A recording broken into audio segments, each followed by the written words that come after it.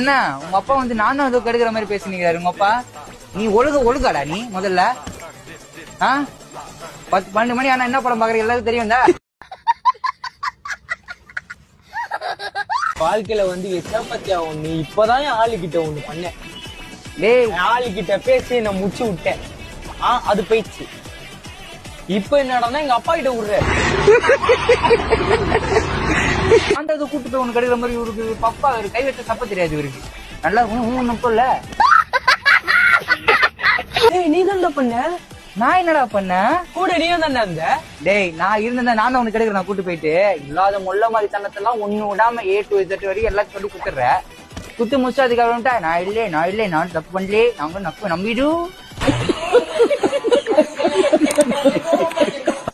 நெஞ்சு வலிக்குதுடா. நெஞ்சு வலிக்குதா செத்துரு.